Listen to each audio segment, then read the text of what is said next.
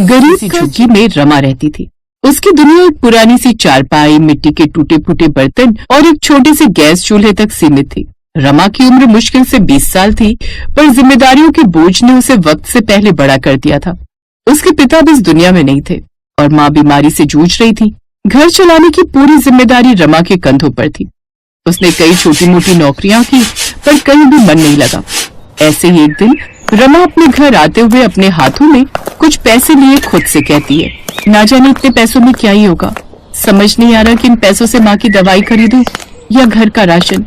हे भगवान, अब तू ही कोई रास्ता दिखा दे जिससे मैं अपनी माँ का इलाज भी करवा सकूं और घर खर्च भी चला सकूं। इतना बोलकर रमा पहले दुकान पर जाती है और कुछ पैसों से राशन लेने के बाद वो मेडिकल शॉप पर अपनी माँ की दवाई लेकर सीधा घर चली जाती है। घर जाने के बाद वो अपनी माँ को खाना बनाकर देती है। ऐसे दिन गुजरते हैं। एक दिन जब रमा अपनी टूटी झोपड़ी में बैठी थी, तभी उसकी नजर एक पुराने अखबार के पन्ने पर पड़ी। उस पर एक शानदार रेस्टोरेंट की चिली पनीर की तस्वीर छपी थी। चिली पनीर, इतना महंगा खाना, क्या कभी मैं ऐसा कुछ बना पाऊंगी? उसकी माँ कांता देवी चारपाई पर लेटी हुई थी। उन्होंने रमा की उदासी भांप ली। क्या हुआ बेटी, किस सोच में डूबी है? कुछ नहीं माँ, बस ये अखबार देख रही थी। शहर के लोग कैसे कैसे पकवान खाते हैं। एक चिली पनीर की प्लेट हमारे पूरे दिन के खर्च से ज्यादा की होगी। अरे ये सब अमीरों के चोचले हैं। हमारा सादा खाना उनसे लाखों गुना अच्छा है, क्योंकि उसमें प्यार का स्वाद है। रमा को माँ की बात से एक प्रेरणा मिली। दरअसल उसे बचपन से खाना बनाने का बहुत शौक था और उसके हाथ में एक जादुई स्वाद भी था। अब अपनी माँ की बात सुनकर उसने सोचा, क्यों ना वो अपने हाथ के स्वाद और थोड़ा सा देसी जुगाड़ से एक सस्ता पर स्वादिष्ट चिली पनीर बनाए। उसके पास शिमला मिर्च नहीं थी, तो उसने हरी मिर्च और प्याज का इस्तेमाल किया। पनीर खरीदने के लिए भी पैसे कम थे, तो उसने अपनी छोटी बहन के लिए बचाए हुए दूध से थोड़ा सा पनीर खुद ही बनाया। अब अगले दिन रमा ने एक छोटी सी मेज ली और बस्ती के नुक्कड़ पर अपना ठेला लगाया।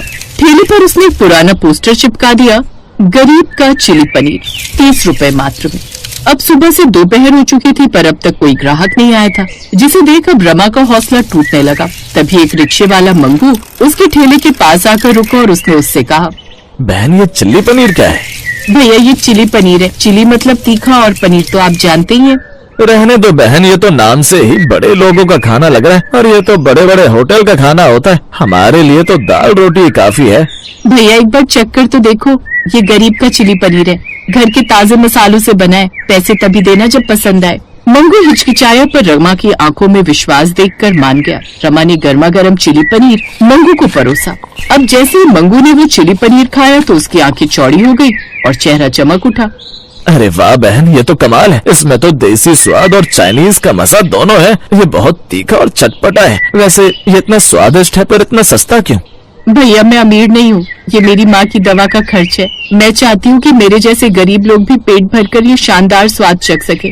आप जैसे लोगों का साथ मिला तो मैं अपनी माँ का इलाज करा पाऊंगी और इतना पैसा कमाऊंगी कि अपने पास हर बेरोजगार को रोजगार दे सकूं। जरूर, आज से तेरी दुकान का प्रचार मैं करूँगा। ये ले 50 रुपए, 30 खाने के और 20 तेरी मेहनत के। उसकी बात सुनकर रमा की आंखें नम हो गई। उस दिन के बाद मंगू ने कई रिक्शा चालकों और मजदूरों को रमा के ठेले पर भेजा। धीरे धीरे रमा का ठेला मशहूर होने लगा। उसका गरीब का चिली पनीर एक हॉट टॉपिक बन गया। अब लोग दूर दूर से उसके ठेले पर आने लगे। उसकी देसी चटनी और ताजे पनीर का स्वाद बड़े रेस्टोरेंट के चिली पनीर को भी मात दे रहा था। ऐसे ही एक दिन उस बस्ती का एक अमीर और लालची व्यापारी सेठ किशनलाल अपनी महंगी कार से गुजर रहा था। तभी उसकी नजर रमा के ठेले पर लगी भीड़ पर जाती है, जिसे देखकर वो रुक गया। अरे ये किस बात की भीड़ है? इस गंदी बस्ती में कौन सा सोना बिक रहा है? दीपक जरा देख कर आओ कि वहाँ इतनी भीड़ क्यों लग रही है। सेठ की बात सुनकर अब दीपक उसे भीड़ का राज पता करने जाता है और थोड़ी देर बाद जब वो वापस आता है तो सेठ से कहता है, सेठ जी, एक गरीब लड़की है, वो गरीब का चिली पनीर बेचती है। बहुत स्वादिष्ट है और इतनी भीड़ है कि पूछिए मत। सेठ किशनलाल को गुस्सा आ गया। उसके खुद के बड़े रेस्टोरेंट में इतनी भीड़ नहीं होती थी जितनी उसके छोटे ठेले पर थी। माँ के पास जाता है और भड़कते हुए कहता है, ए लड़की, तू ये क्या ड्रामा कर रही है यहाँ? चिली पनीर मेरी रेसिपी है। तेरे जैसे फटेहाल लोग ये नाम इस्तेमाल नहीं कर सकते। ये जगह मेरी है, कल से यहाँ दुकान बंद। सेठ जी, मैंने कोई चोरी नहीं की। ये गरीब का चिली पनीर है, मेरे खून पसीने की कमाई है। मैंने आपसे कोई जगह नहीं छीनी है, बस अपने लिए थोड़ी सी जगह बनाई है। बकवास बंद कर। कल से अगर ये ठेला यहाँ दिखा तो मैं पुलिस को बुला लूंगा और इसे तोड़ दूंगा। इतना बोलकर सेठ वहाँ से चला जाता है, पर सेठ की धमकी से रमा टूट गई। उसने ठेला हटा लिया और घर आकर रोने लगी। क्या हुआ बेटी, तेरी आंखें क्यों लाल है? माँ, मेरा सपना टूट गया। सेठ किशन लाल ने धमकी दी है कि अगर मैंने ठेला लगाया तो वो सब तोड़ देगा। वो कहता है कि चिली पनीर बेचना सिर्फ अमीरों का हक है। जहाँ एक तरफ रमा अपनी माँ से बात कर रही थी तो वहीं दरवाजे पर मंगू आया। बहन, तूने ठेला क्यों हटा लिया? सब तुझे ढूंढ रहे हैं। क्या करूं भैया, सेठ ने धमकी दी है। हम गरीब हैं पर डरपोक नहीं। इस शहर पर सिर्फ सेठ का हक नहीं है। हमने तेरे हाथों का स्वाद चखा है। हम तुझे अकेले नहीं छोड़ेंगे। कल से हम सब तेरी दुकान के पास खड़े रहेंगे। देखते हैं सेठ में कितनी हिम्मत है। अगले दिन रमा ने हिम्मत की और ठेला फिर से लगाया। इस बार सिर्फ मंगू नहीं बल्कि बस्ती के दर्जनों लोग उसके ठेले के आसपास खड़े थे। वे उसकी ताकत बन गए थे। थोड़ी देर बाद सेठ किशन लाल अपने कुछ गुंडों के साथ वहाँ आया। ये तुम सब क्या नाटक कर रहे हो? मैंने इसे मना किया था। सेठ जी, आप अमीर हो सकते हैं पर आप ईमानदारी और स्वाद नहीं खरीद सकते। इस बहन का चिली पनीर स्वाद में भी अच्छा है और कीमत में भी। आप बड़े होटलों में बेचो, ये गरीबों के लिए बेचती है। हटो सब, मैं उसका ठेला तोड़ दूंगा। सेठ ने ठेले की ओर हाथ बढ़ाया ही था कि एक व्यक्ति ने उसे रोक लिया। वो शहर का एक मशहूर फूड ब्लॉगर था जो रमा की चिली पनीर की कहानी सुनकर वहाँ आया था।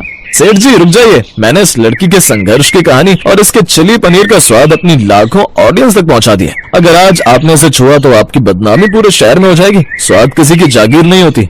सेठ किशन लाल शर्मिंदा हो गया। इतनी बड़ी भीड़ और मीडिया की नजर के सामने वो कुछ नहीं कर पाया। उसने चुपचाप अपने गुंडों को लिया और वहाँ से चला गया। रमा ने खुशी से सबकी तरफ देखा। आप सबका शुक्रिया, आज आपने मेरी दुकान नहीं, मेरा आत्मविश्वास बचाया है। बहन, ये तेरी जीत नहीं, हमारी जीत है। अब तू चिंता मत कर, अब हमें रोज अपना स्वादिष्ट चिली पनीर खिलाती रहे। अगले कुछ हफ्तों में रमा की कहानी अखबारों और सोशल मीडिया पर छा गई। लोग उसे चिली पनीर वाली दीदी के नाम से जानने लगे और अब उसने अपनी माँ का अच्छे से इलाज करवाया। रमा अपनी माँ को चाबी देती है और अपनी माँ से कहती है, माँ देखो, ये सिर्फ एक दुकान नहीं है, ये उस सपने का नाम है जिसे आपने प्यार और मंगू भैया ने हिम्मत देकर पूरा किया है। मुझे तुझ पर गर्व है बेटी। तूने साबित कर दिया कि सादगी में भी शानदार स्वाद छुपा होता है। रमा ने ये साबित कर दिया कि हुनर और मेहनत किसी की जागीर नहीं होती और सच्ची लगन हो तो गरीबी भी सफलता के रास्ते में दीवार नहीं बन सकती।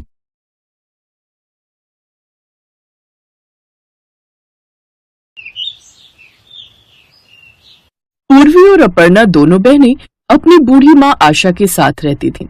उनके पिता बचपन में ही उन्हें छोड़कर चले गए थे, जिसके बाद से जैसे तैसे आशा ने दिहाड़ी मजदूरी करके अपनी दोनों बेटियों को पाला पोसा था। लेकिन एक रोज लंबी बीमारी से लड़ते लड़ते आशा देवी भी ये दुनिया छोड़कर चली जाती हैं। अब दोनों बहनें एक दूसरे का सहारा थी। अपर्णा बड़ी थी, इसलिए अब पूर्वी की सारी जिम्मेदारी उसी पर आ गई। अब लोगों के घरों में काम करके वो अपनी छोटी बहन को पढ़ाने लिखाने लगी। एक रोज, अपर्णा दीदी, आप मेरा और घर का खर्चा अकेले उठाती हो, आप भी तो कितना थक जाती हो, फिर आप मुझे काम क्यों नहीं करने देती? क्योंकि पूर्वी, मैं नहीं चाहती कि तुम लोगों के घरों में जाकर कामकाज करके अपना जीवन बिताओ।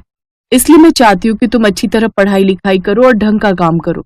मैंने और माँ ने तो ये सब काम कर लिया, लेकिन मैं नहीं चाहती कि तुम ये सब काम करो। अपनी बहन की बात सुनकर पूर्वी अपर्णा को गले से लगा लेती है। ऐसे ही समय बीतता है। पूर्वी को शुरू से ही खाना बनाने का बड़ा शौक था, इसलिए वो अपनी आगे की पढ़ाई भी कुकिंग लाइन में ही करती है। फिर एक रोज वो अपनी बहन को चिली पनीर बनाकर खिलाती है, जिसे चखकर अपर्णा कहती है, अरे वाह पूर्वी, ये तो बड़ा ही स्वाद बना है। मुझे नहीं पता था मेरी बहन इतना अच्छा खाना बनाना जानती है। अगर इसे कोई भी खाएगा तो तारीफ करते थकेगा नहीं। बड़ा ही लजीज है ये। ऐसी बात है दीदी, फिर तो मैं गांव में अपना चिली पनीर का ठेला लगाऊंगी। आप पैसों का इंतजाम कर दो। लेकिन बहन, अभी तो मेरे पास इतने पैसे नहीं है कि मैं चिली पनीर का ठेला खोल सकूं। मुझे कुछ नहीं पता दीदी, मैंने कहा ना, मैं चिली पनीर का ठेला लगाऊंगी मतलब लगाऊंगी। मुझे कहीं से भी पैसे ला कर दो।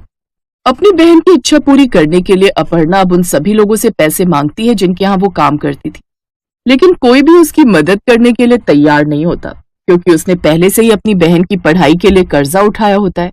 थक हार कर अपर्णा गांव के मंदिर जाती है और भगवान से प्रार्थना करती है।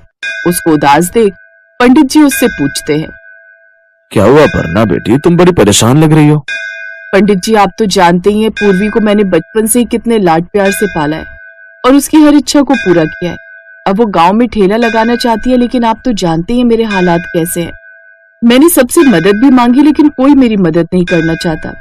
अपर्णा बेटी, तुम चिंता मत करो, मैं तुम्हारी मदद करूंगा। मेरी कोई बेटी नहीं है, लेकिन मैं तुम दोनों को हमेशा अपनी बेटी की तरह ही मानता आया हूँ।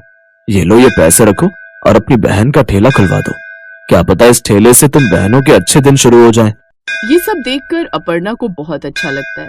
वो पंडित जी का शुक्रिया अदा कर घर आ जाती है और फिर जरूरत का सामान और ठेला लाकर गांव में अपनी बहन का चिली पनीर का ठेला खुलवा देती है। बच्चे बूढ़े सबको पूर्वी के हाथ का बना चिली पनीर बहुत पसंद आता है। ऐसे ही एक दिन गांव का मुखिया चिली पनीर खाता है और तारीफ करते हुए कहता है, वाह पूर्वी बिटिया, सच में तुम्हारे हाथों में तो जादू है। क्या मजेदार चिली पनीर बनाती हो तुम। सच कहूँ तो मैंने बहुत से चिली पनीर खाए हैं, अलग अलग गांव और कई बार शहर में अपने बेटे के यहाँ जाता हूँ तब भी, लेकिन ऐसा चिली पनीर मैंने आज तक नहीं खाया। ऐसा करो, 2 प्लेट चिली पनीर पैक भी कर दो, मैं अपनी बेटी और पत्नी को भी खिलाऊंगा।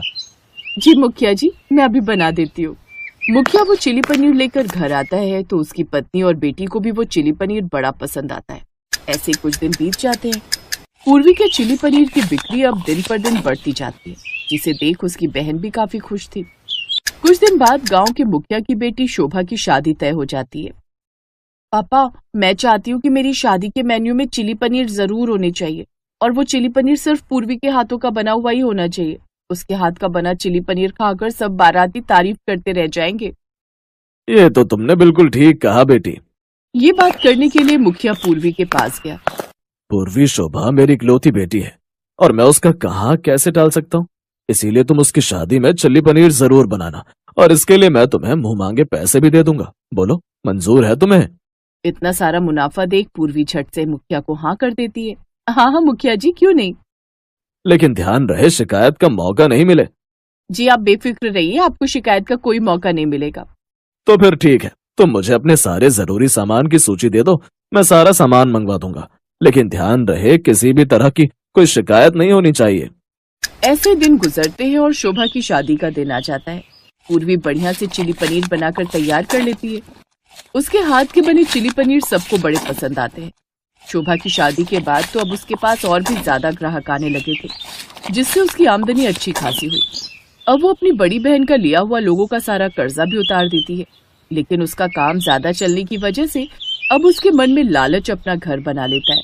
अब तो मेरा काम बहुत अच्छा चलने लगा है। ग्राहक मेरे चिली पनीर के इतने दीवाने हो गए कि मैं उन्हें कुछ भी बनाकर खिलाऊं तो वो खा ही लेंगे। क्यों ना मैं पाउडर से पनीर बनाकर लोगों को खिलाऊं।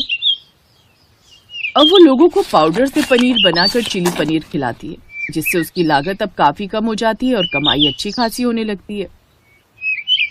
न जाने क्यों, लेकिन इस चिली पनीर का स्वाद अब पहले जैसा बिल्कुल नहीं लग रहा। आपने इसका मसाला बदला है क्या? नहीं तो, ऐसा कुछ भी नहीं है। शायद आपकी जुबान को स्वाद नहीं आ रहा है।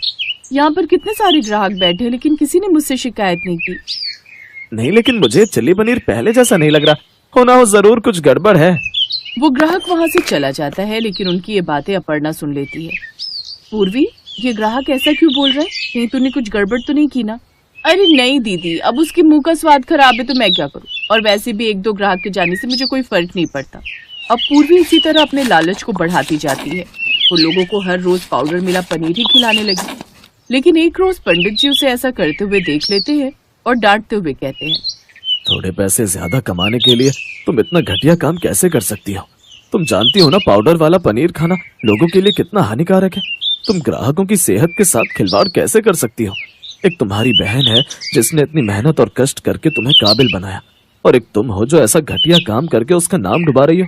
अगर सब गांव वालों को पता चल गया तुम ये सब करती हो तो क्या इज्जत रह जाएगी तुम्हारी गांव वालों की नजरों में।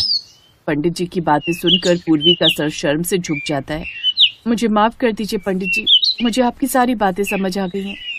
अब आज के बाद मैं कभी ऐसा घटिया काम नहीं करूंगी। शुक्रिया पंडित जी, आज आपने मेरी आंखें खोल दी। इस तरह से पूर्वी को अपनी गलती का एहसास होता है और वो हमेशा हमेशा के लिए काम छोड़ देती है। अब वो पूरी ईमानदारी से अपनी बहन के साथ ठेले पर चिली पनीर बनाकर बेचती है। अब वो दोनों और भी ज्यादा अच्छी कमाई करने लगे, जिससे गरीबी के बादल अब उनकी जिंदगी से छटने लगे। Best buddies. Hello friends, thanks for watching this video. अगर आपको ये वीडियो पसंद आया है तो प्लीज लाइक, सब्सक्राइब, कमेंट्स करें इस वीडियो पर और हाँ, शेयर करना भी ना भूलें। और भी मजेदार वीडियो देखने के लिए नीचे दिए गए बेल आइकॉन को दबाएं। देखते रहिए बेस्ट बडीज।